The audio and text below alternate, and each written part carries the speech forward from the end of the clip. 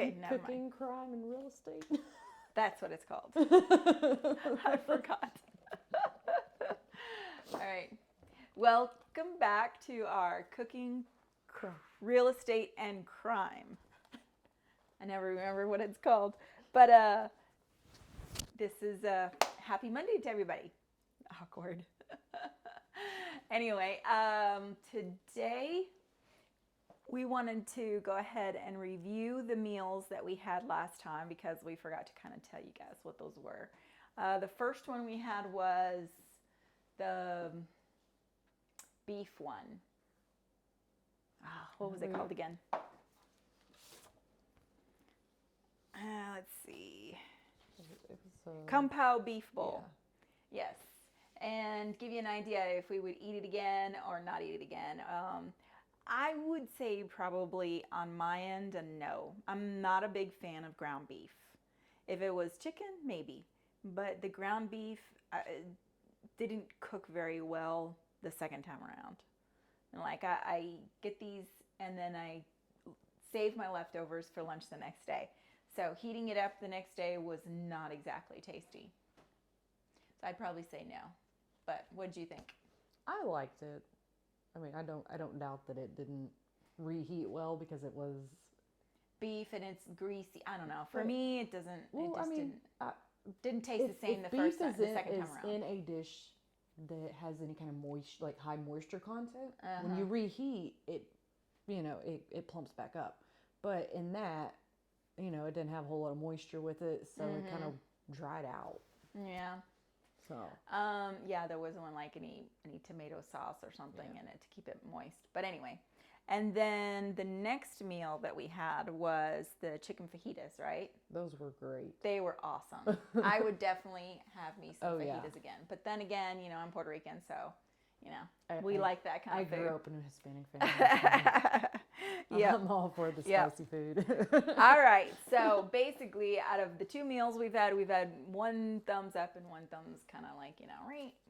Good the first time around, not so much round two. All right. So it's Monday, and I got my new box today. So this is the meals that I got in my box, and this is the only company that I've ever used for these kinds of meals. So I don't have any way to compare them. Really. Yeah, I can't compare and contrast the different kinds between Blue Apron or the other companies that are out there. But this company is called EverPlate, and they so far it's been pretty good for me. So if you guys want to know what the links are to get a discount, I can get I think it's 20% off, $20 off of the first box that you get. If you want that, just give me your text me or something, or add a comment in here. I might actually put the link out there so anybody that wants it can just do it without having to really ask me. Yeah. They're not paying me to do this, but anyway, somebody gave me a free box and got me in on it, so why not get everybody else in on it? Spread the love. Yeah. And the healthy meals. And they're healthy. I mean, all the stuff is fresh. Nothing has really none of it's been really fatty. No. Or the meat's been pretty good. Hasn't made you feel. The only one that I wasn't a fan of was the chicken sausage. The chicken sausage, I don't know, it had a weird taste. And so now I just don't order with potatoes.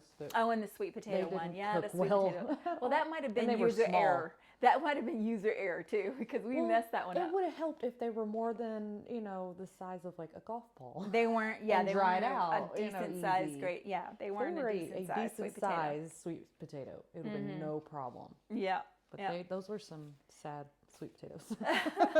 Sad. Well, and then we dried them out in the microwave of all things. So, some of it was our fault. Yeah. But anyway, all right. So in my new box, I've got 4 new meals, and I've got a garlic lime chicken fajitas. I don't know what is it with me and fajitas. I get at least one fajita option every single box.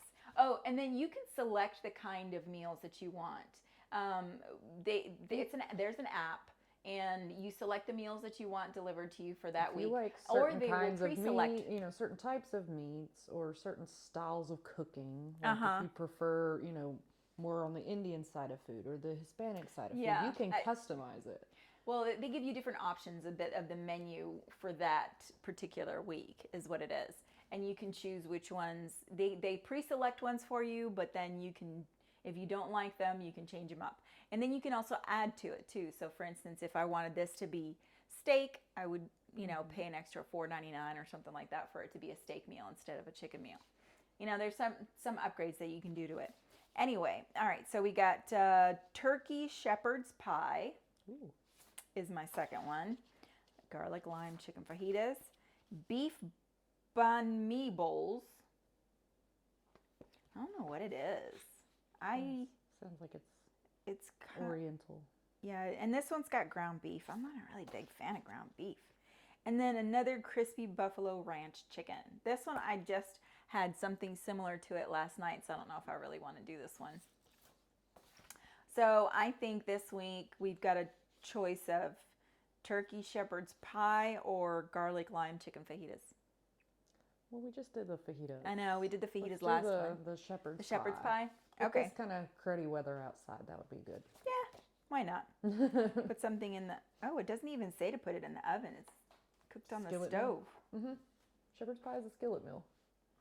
Oh, not in my life. I've always done them in the oven. You just layer it and then you put it in the oven. You sprinkle with cheese on top. Yeah, typically it's it's made fine. in a skillet, and then typically you put it in the oven and finish it off, kind of thing. That's how I've always done it. That's how I learned to do it. It was kind of a one-pan meal. Okay. All right, so let's get on that. So I need the garlic. All right, so now I get my, one thing that I realized, I don't really like this refrigerator. Oh. Not necessarily because it's not a good refrigerator, but Not very wide. no, this whole idea is really kind of neat where they don't have handles, but I'm a right-handed person, so You always want. I do the same thing. I want to open it with my right hand, and I'm pretty and bad that's an awkward position. So it would seem that they would need to put the refrigerator on this side for it to be more of a natural position.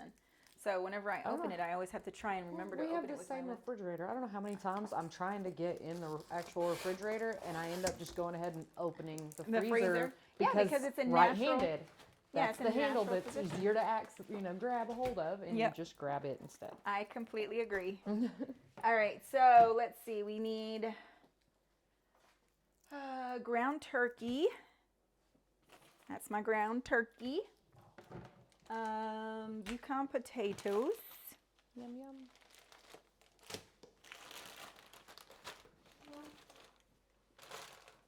And see, all of my veggies are nice and fresh. I need carrots too. How many carrots? 3 ounces of carrots. Probably That's the one thing that I always mess up on is the amount of carrots. So sometimes what I have to do is I have to look at my other meals and see if the other meals call for carrots.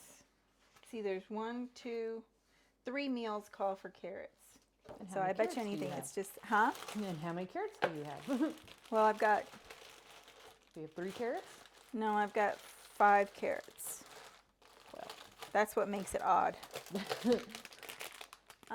What is this? Celery? Yes, I need celery.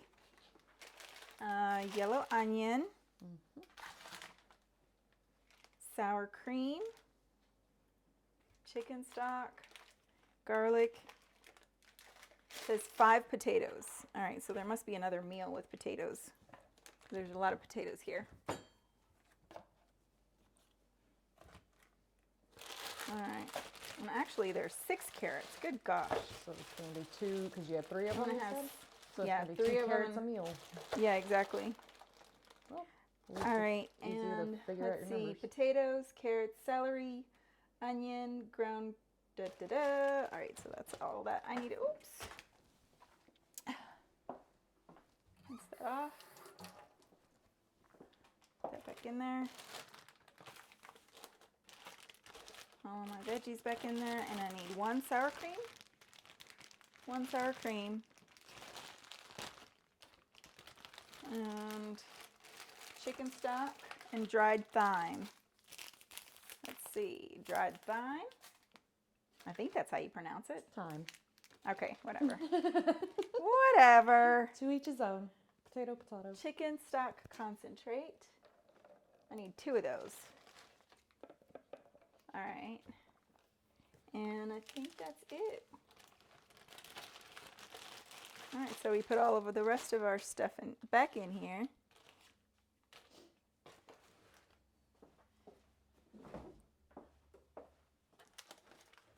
All right, so I'm going to start chopping everything up.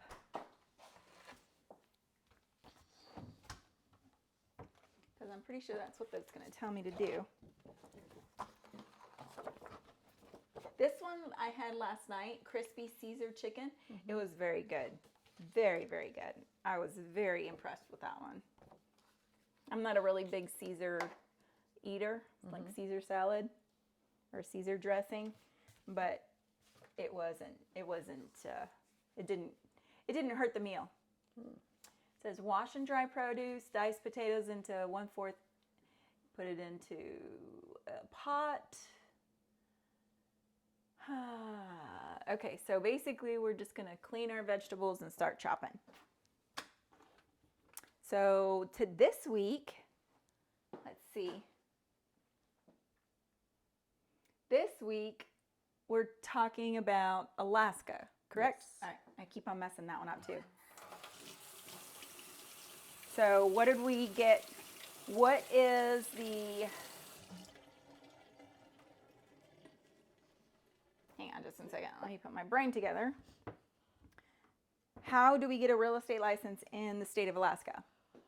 Alaska is another one of the, you gotta be 19-year-old state. Huh. Okay. They've got 40 hours of state-approved pre-licensing course. Gosh, that keeps getting lower and lower. Yep. It's weird. Pass state real estate salesperson exam. You have to submit it for your license with the application fees. They're very specific on how you do it. Okay, so you don't apply for the license until you actually complete the exam. Yes. All right.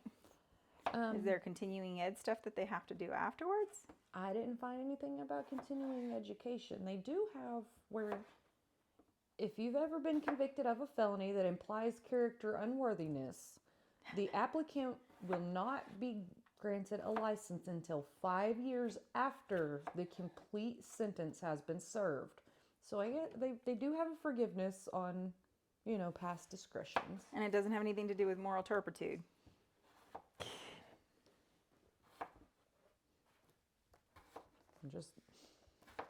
Huh? Well, it says if your character unworthiness, so if you've done anything sketchy, it's got to be Worthy of your character? Yeah. If you've done anything that's made you seem like a bad person. Well, I mean, Gotta that's be. the thing that doesn't make any sense to me. Is like if you commit a crime, then isn't that considered a bad thing? Yeah. Oh, well, I mean, there are. And shows bad character? I don't know. That's just my brain. But anyway, all right. So in 5 years, once you've been convicted of a crime, you have to just wait 5 years after your conviction. After you've served your sentence. After you served your sentence, and then you can get a real estate license. Yes. Wow. Okay. Any other rules that we need to know about, or that was it? That was it. Good gosh. Very, very lax. They didn't say anything about needing to be a resident of Alaska? Like, I don't think. or do they reciprocate with other states? They did. They did reciprocate with other states. Oh, So okay. you could carry over licensure. You got to think how rural Alaska is. Well, Their and that's what I was they're not thinking. very population dense, and they've got a lot of influx and outflow of people based on the economy. So they kind of just, it's almost one of those, they got to take what they can Their get. population isn't very high, I'm sure.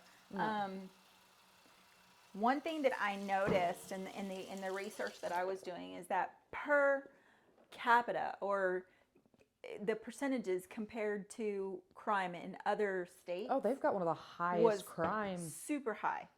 Super high. And it's sadly, most of the crime rate is happening on the reservations and stuff in Alaska.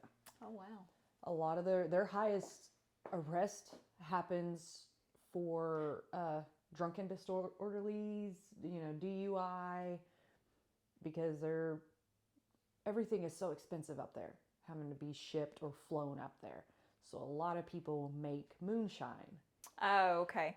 Yeah, but that's what I was seeing is that the crime rate there is because higher. Like it's 95%. there's a lot of people that make because it's based on their population. So if you have 5 crimes in a month divided by your population, that's your percentage of your crime rate. Meanwhile, we have 5 in Texas. If we have 5 crimes a month, which I'm just using simple numbers here. I watched, they had a show on National Geographic for a while, and it was about how crazy it really is up there in Alaska crime-wise, and it gets ugly. Doesn't matter the weather, they're still literally having to rush out to all kinds of places for, drunken disorderly. That's their biggest issue is, in the winter months, people are just kind of locked in their houses because they're getting they're bored. Snow. There's So a everybody's boredom. sitting around getting drunk, and then you're doing stupid stuff, Oh, I don't doubt it. That is their harshest thing is, having to deal with, these people are so widely spread out.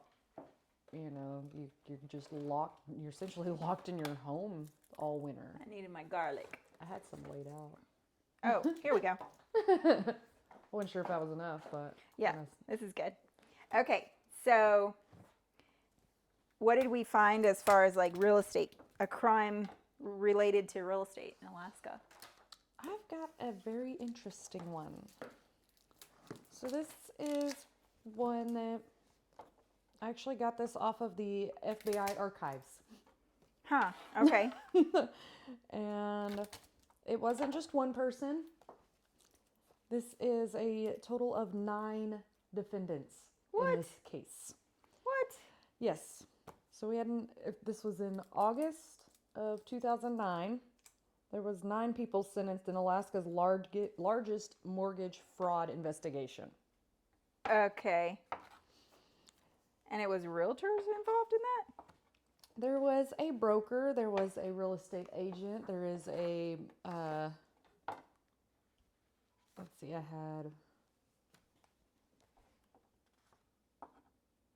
so we've got a investor who's also a broker, we've got licensed real estate agents, we've got,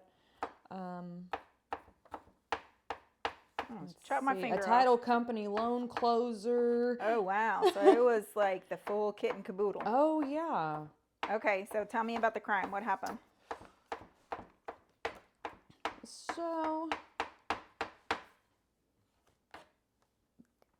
I'm trying to unpack it for us. Yeah. So things started in 2003, late 2003.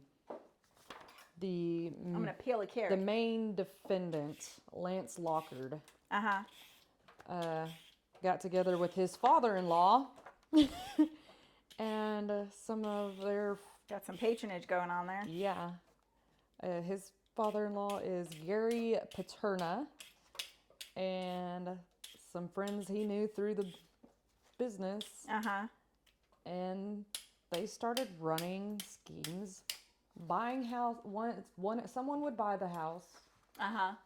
In quotes, buy the house because they had the friend that was the loan agent. So they're making fake documents about the, falsifying closing documents, and they've got one of the people in it is an appraisal officer. They would have him reappraise a property and drop the price of it, and then they would turn around and sell it, and he would jack the price of it up. and they're spinning this round and round. Everybody's kind of swapping roles on who was their, the buyer of the property before they would, flip it per se.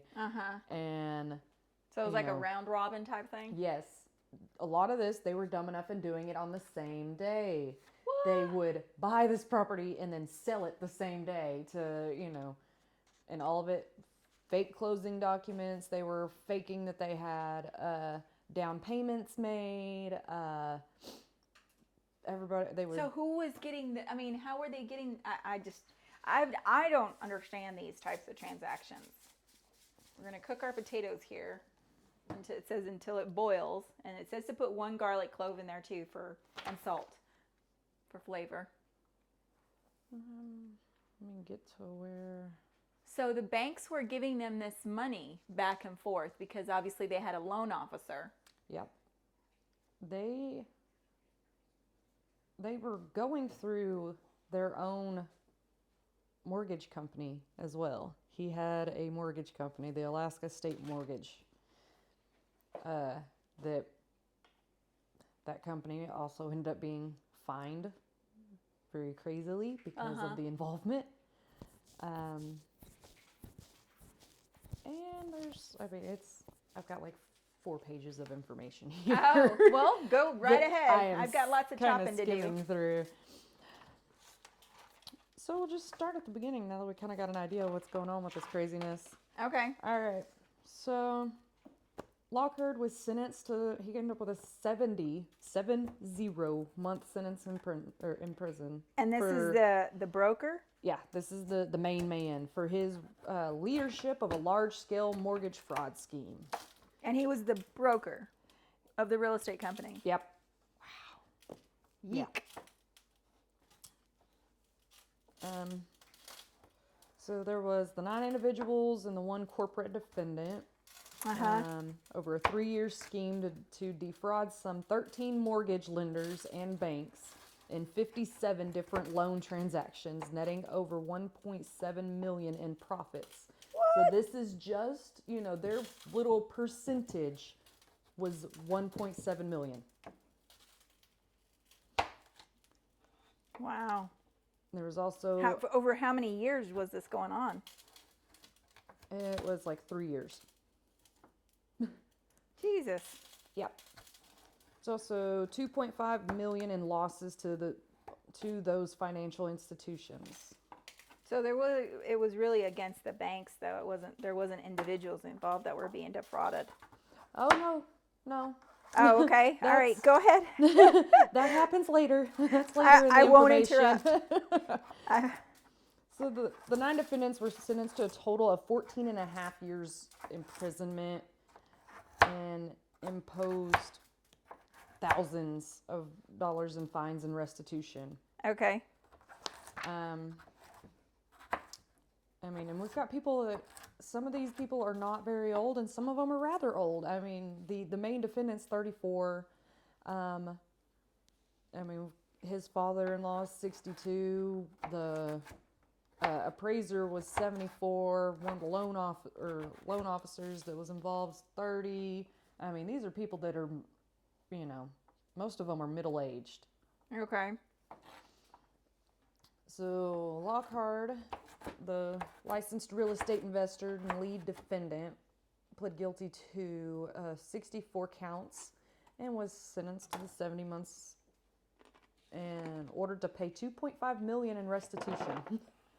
Wow.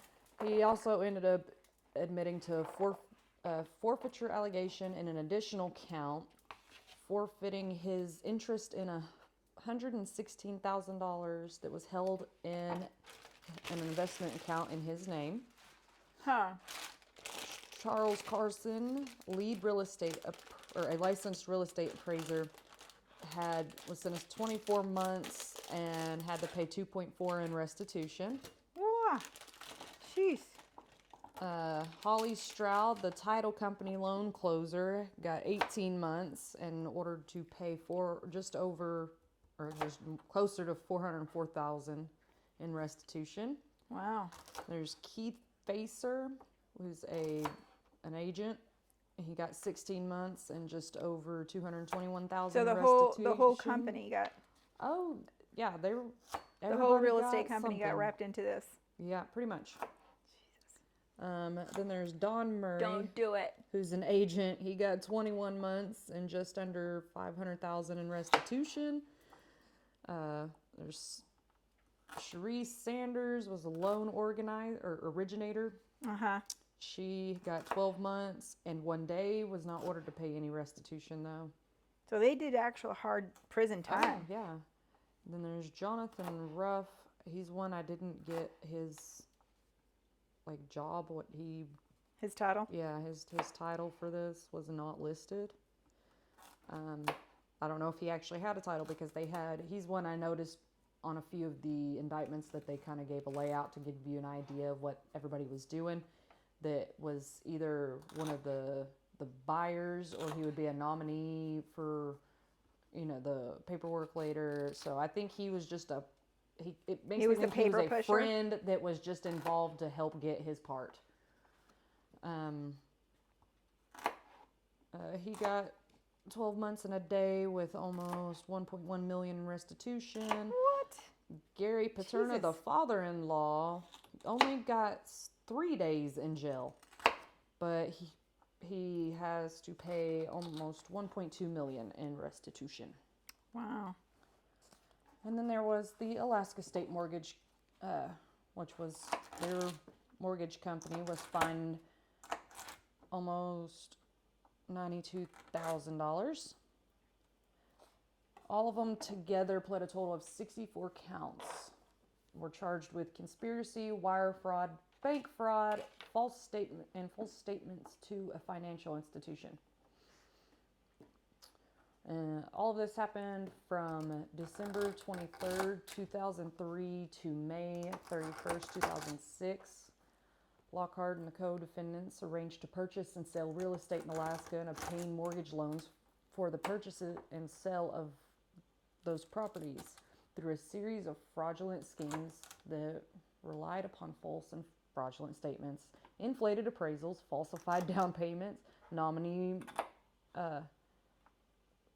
the fake nominee borrowers and purchasers, hidden cash back payments, and other improper practices to conceal the true details of the transactions from all lenders involved. I wonder how many of those people actually weren't really 100% aware of what was going on. I don't know. All right, so we got my carrots, my celery. I'm going to put it over here. What else do we need to do? Onion. Some garbage. Let's see what it says. As I just, wave around my knife. Right. Just casually waving around a knife. I'm going to do half of the onion.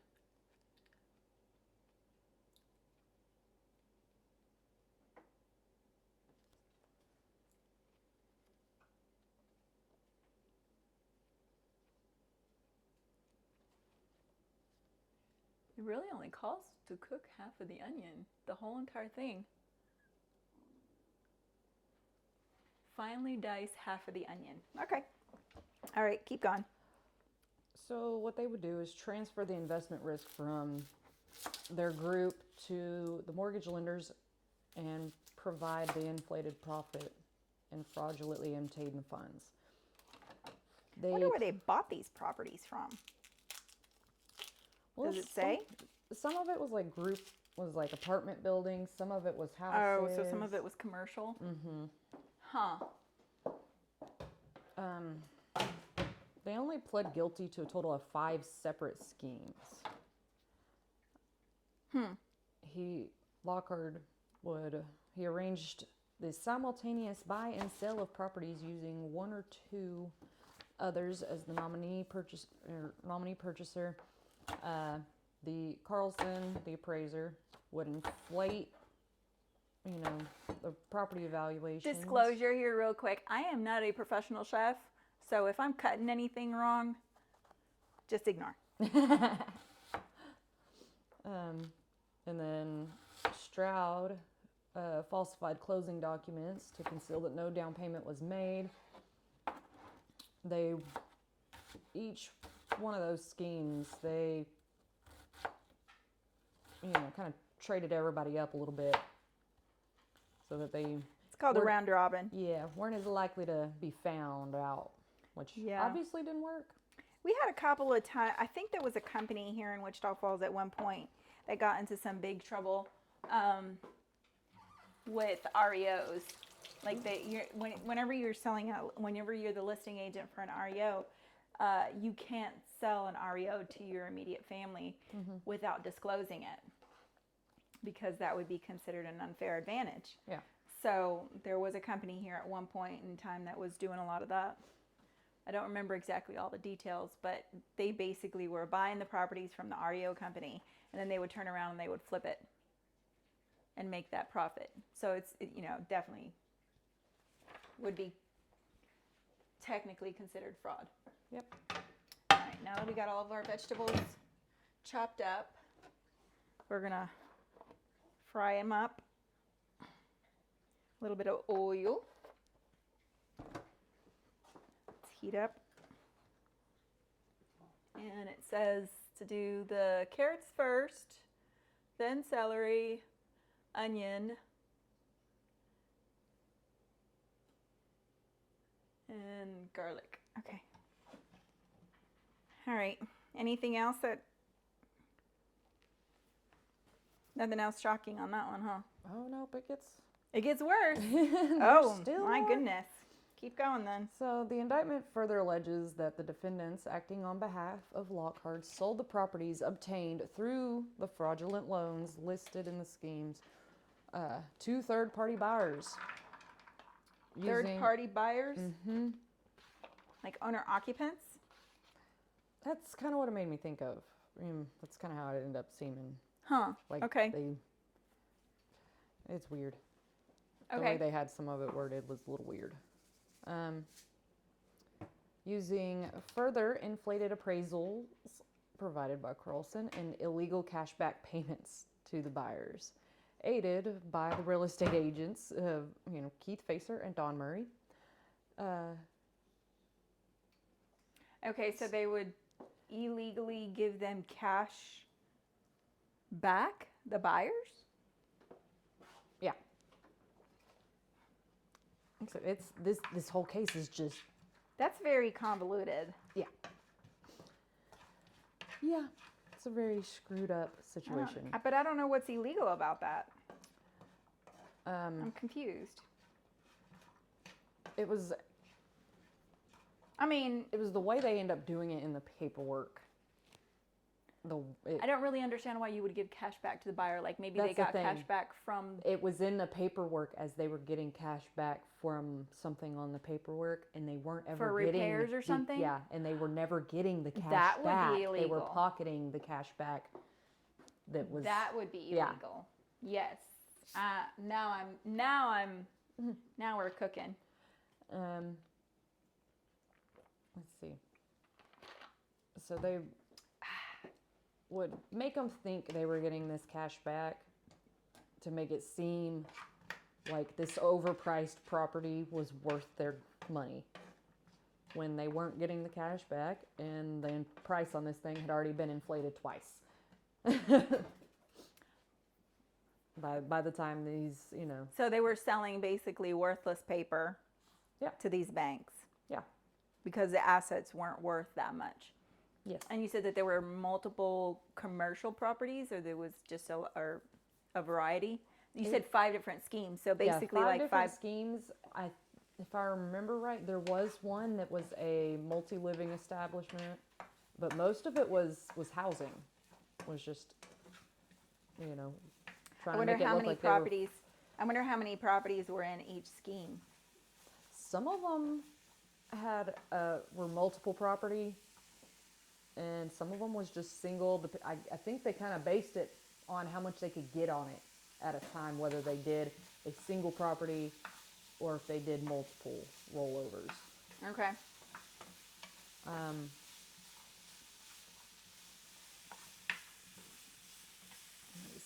So in further charges,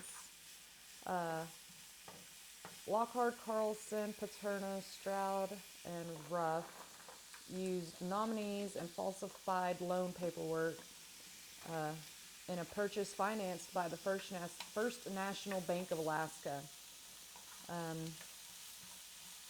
The indictment alleges that Lockhart engaged in a bust-out scheme by purchasing properties with the aid of Paterno, Ruff, and Carlson at inflated prices with the purpose of taking the loan proceeds and defaulting immediately on the loans. What? Yeah. Making the money and then, oh, shit, can't get paid. Oh, so dummy buyers, and they probably use dummy corporations to buy to mortgage those properties, That's and then they would never pay the mortgage. yeah, they've got that confirmed on at least one of these. That's what they did. Wow, that's ballsy right there. So the bank, so they would just walk away with the money and then force the bank to foreclose on it. Mm-hmm. But they'd already made the money, so why would they care? Exactly. Because they weren't really in it for the asset; they were in it for the money. That's Yikes. how much they could scheme these mortgage companies and banks. You would think that they would have just kept the scheme going and turned around and put it on the market and sold it to somebody else. They did that several Maybe they times, did. so they did end up doing that. That's where my brain goes. Like, why not just keep the money train coming? So, I just blanked on the dude's name. Lockhart Onions. is, the leader. Lockhart is the leader. Yeah. He gets the majority of the charges. Yeah. But he fraudulently, got tongue tied there, obtained over $1 million in gross proceeds from the First National Bank of Alaska. Only 1 million? Probably that they found. If he was smart, it's offshore somewhere and they can't touch it. His crimes caused total losses of around $2.5 million in the state.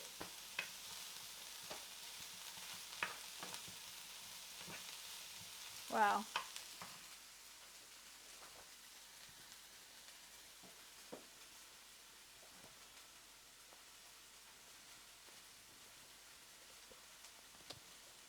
Right, now we put the garlic and the thyme. Let's see. How much thyme do I need to put in it? Half of the time. So only half of the time. The other half of the time It's for later. is for later.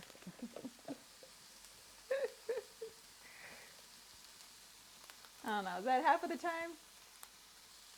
Sure. It's only a quarter of the time. Let's put a little bit more.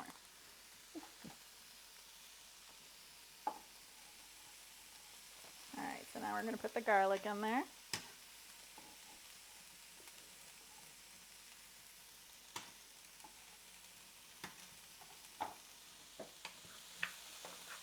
This is one of those times I wish that smell-o-vision had become a real thing. Smell-o-vision? Yeah. So you could You could smell, what was going on in cooking shows and stuff because this smells wonderful. Yeah, it does smell pretty good.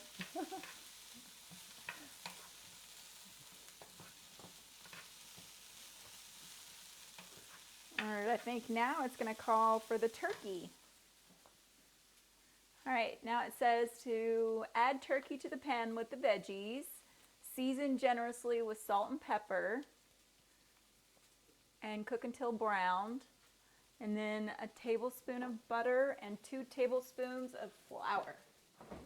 Yep, they make a jus. All right, so we take our turkey. Or a roux, sorry. Jus is juice. Roux is a Huh? gravy-based kind of thing. Talking to myself a little bit here. With your butter and flour there, it's to make a roux. So To make a a what? sauce. A roux. It's a sauce base. Oh. A heavy sauce base.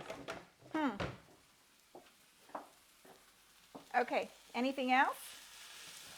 For this time, you asked me to look into the real estate market for the state. Oh, yes. We were going to also talk about the state itself and How their that market is. market is doing, whether they're having a lot of transactions or whether their market is kind of slowing down a little bit. What'd you find? So, for Alaska, in the last decade, most I can states, imagine that it's really yeah. flying off the shelves Well, there. actually, most Really? states have seen their market grow, but Alaska's has ran into a few obstacles. Most saw constant increases in price, but the Alaska market experienced a recess. Really? Yeah. Probably because of all those millions that they're being defrauded from. They're still catching up from 2006. Well, it wasn't a real bad recession, but it was enough that they saw the price, the average pricing drop a few times. Which is going to make people wonder. I mean, is buying houses cheaper in Alaska? But I wonder. It's not. Yeah. No? So despite the market turbulence, prices are actually higher than national average. The average housing price in Alaska is currently $301,673. Wow. Versus the national average of 175, I think. no, according to What's the national average? 298,000. Really? Yeah, almost 299,000. So we're doing pretty good here in Wichita Falls, y'all. Alaska's only seen a 4% increase compared to the almost 17% national increase in the last 12 months alone. So average housing prices will continue to rise, though not as fast as the rest of the U.S. The current supply and demand rate is their biggest issue because of that small recession. A lot of people left Alaska. Okay. Trying to find better place jobs to live. and everything, so they moved where there was work. But now that things are getting better, they are anticipating there to be a new influx of people moving to Alaska. So if you guys want to go to Alaska, now probably might be the good time to do it because the houses are not exactly at the top end of where it could be in Alaska, but I don't know. Well, I couldn't deal with the cold. I've got my mom has a friend that lives up there, and due to the weather, a lot of people, if you're in the right field, can actually just work from home. Like he's a professor, and he only has to go to the college for certain things. But for the most part, he does virtual, classes. Right. And at one point he was a professor at University of Texas, Austin. And when he was still a professor there, he offered to have my sister and I live with him if we went to college in the area. Alaska? No, he offered us housing in Alaska too. But when they were still in Texas, he told my mom that if either one of us got into UT and wanted needed somewhere to live, he'd put us up. He's like, I'll roof them. All right, so now what we're going to do is we're going to do what it said about the butter. So let's put the butter in. And then a couple of tablespoons, was it? Yeah. Tablespoons of flour. I got my flour back here. My tablespoon.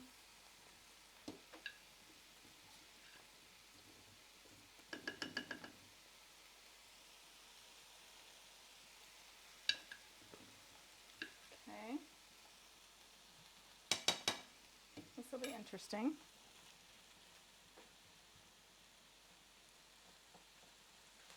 Then I want you to mix it all up again and then put water in it. Yep.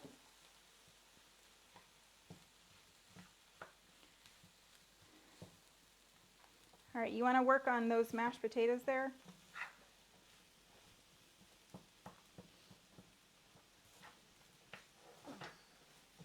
So what we're going to do is we're going to finish up these mashed potatoes, and then we'll be right back with our finale to show you guys our plated meal. And we will be right back. Talk to you soon. Maybe. Yes. Yes. Okay. It asked me to do something else on this turkey thing that I figured I would show you guys. Put a little bit of water in it, and then we got to put our stock concentrate in there too. So we weren't completely finished cooking our turkey mixture. Put that in there. And I really do wish you guys could smell this. It smells delicious. And then we mix that up. And now see, because of the flour, it's already starting to get a little thick. So that's what we have to do with the turkey mixture. Let's see, salt and pepper. And that's it. So once we're done with this, we just need to add the mashed potatoes the way it says to do it, which we'll do that in just a second. Let me just finish this up, and then I will show you guys our finished product. Talk to you soon. Okay, so here is our finished product. That's what it says it's supposed to look like. Now, what it actually is supposed to look like is in a skillet, if you can see that. It's supposed to look like that. So I don't know if it exactly looks like that, but you know, I think it's pretty close. And it looks so delicious. We're gonna go ahead and we're gonna start eating. And then next week, so stay tuned, next week we will review it for you so you can hear what our thoughts are on the meal. Anyway, thank you for joining us for Cooking, Real Estate, and Crime. Hope we all learned something. And just say no. Just say no. Somebody tries to talk you into something funky, just say no. Have a good night.